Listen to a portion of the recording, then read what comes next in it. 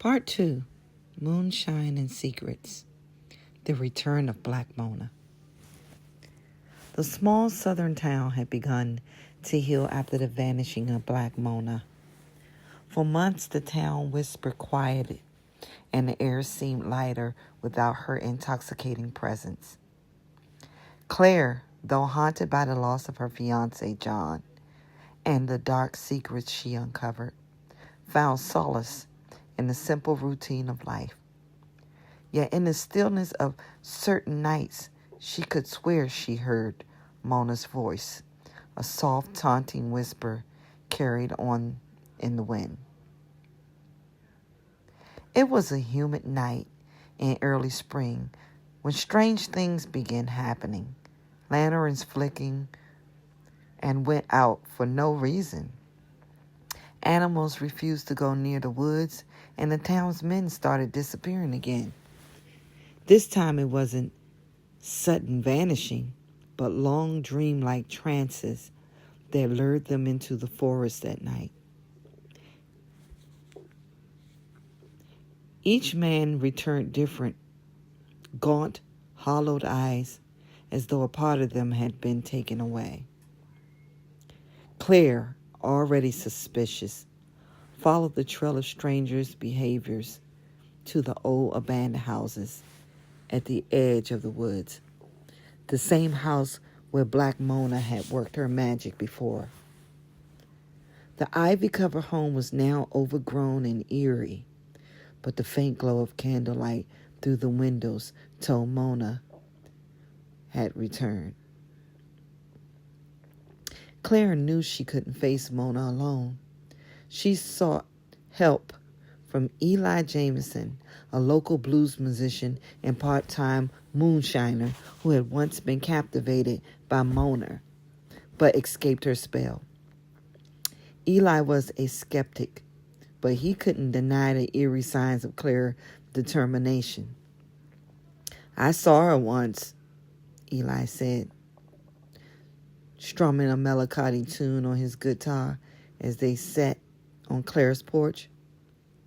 "She looked at me like she could see every secret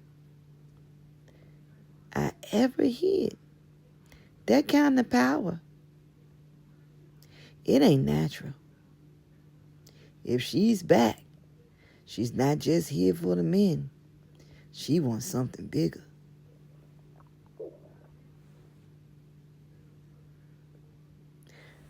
The revelation.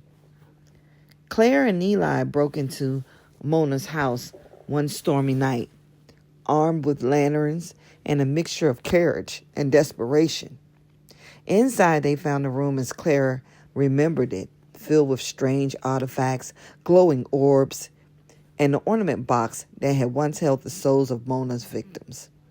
But this time, the box was different. It glowed brighter, its carvings pulsating like a heartbeat. As they examined the box, Mona appeared in the doorway, her dress flowing as if caught in an unseen breeze. She looked more radiant and more dangerous than ever. Her eyes burned with celestial light, and her voice was as smooth as silk. "You came back," Mona said, a smirk curling her lips. "I hoped you would. After all, we have unfinished business, Claire." The air inside Black Mona's ivy-covered house was thick with tension, shadows from the flickering candles dancing wildly across the walls. Claire stood with Eli at her side, her lantern casting a pale, trembling light against Mona's figure in the doorway. Mona's dress flowed like liquid fire, the deepened fabric shifting with an unseen breeze. Her presence filled the room with an overwhelming sense of power. "You've meddled enough, Claire," Mona said, her voice calm yet laced with menace. "This is your final warning. Leave, or you'll join the others." Claire stepped forward, her voice trembling but resolute. Not this time. I know what you're doing, Mona, and I won't let you take any of us. Mona tilted her head, a mocking smile on her lips. Take? Oh, sweet girl. They come to me willingly. I offer them what the world never could. Purpose, beauty, devotion. You can't save them from what they crave. Eli, clutching his guitar, interjected. They don't know what they're giving up, Mona. You're stealing their souls and twisting their lives into your own sick game. Mona's eyes narrowed, glowing faintly with supernatural energy. And what would a drunken musician know about sacrifices? She took a step closer, her voice softening into something more dangerous. You play your little tunes, hoping someone will notice you, hoping they'll care. But you're just noise, Eli.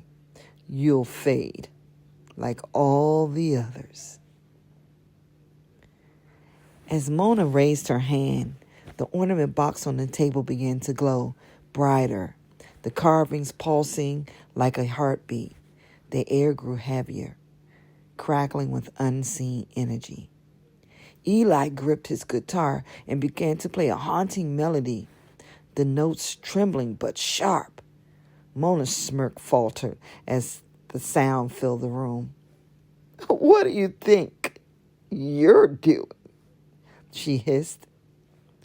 Eli didn't answer, his fingers moving with increased confidence over the strings. The melody grew louder, almost defiant, and the room seemed to push back against Mona's power.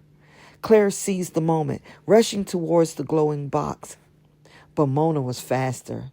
With a wave of her hands, the floor beneath Claire's feet seemed to shift, sending her sprawling. Mona loomed over her, her expression now fierce and commanding. You think you can stop me, girl? I've survived centuries of this world's hatred, its chains, its limitations. I will not be undone by the likes of you. Claire struggled to her feet, her eyes blazing with determination. You're not unstoppable, Mona. You're just afraid of losing control. Mona laughed, echoed through the room. Rich and mocking control. Oh, child, you're misunderstood. I don't need control. I am control.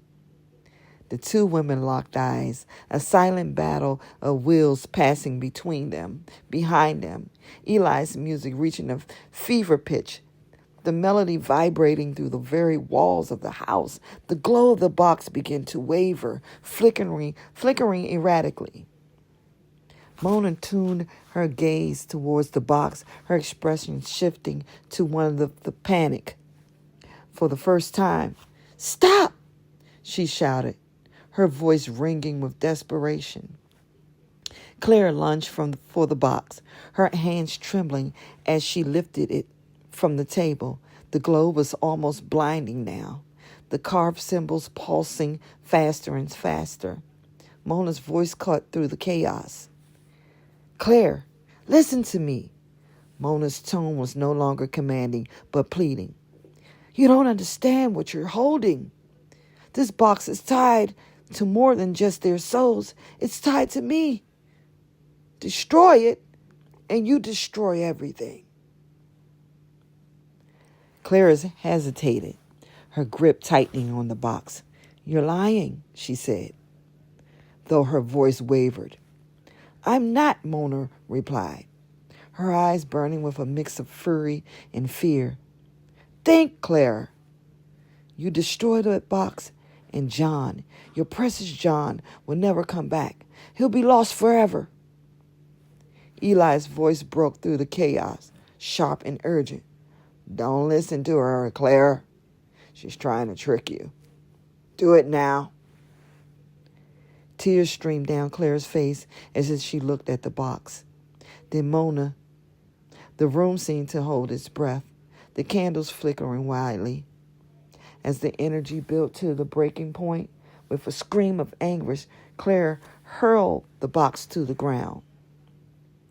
The box shattered, and a burst of blinding light filled the room. Mona let out a scream. Ah! Her form flickering like a shadow caught in a storm. The carved symbol of the walls glowed brightly, then faded to nothing. The energy dissipated into the air. As the light subsided, Claire and Eli were left standing in stunned silence. The ornament box lay in pieces at their feet, its magic gone. Mona was nowhere to be seen.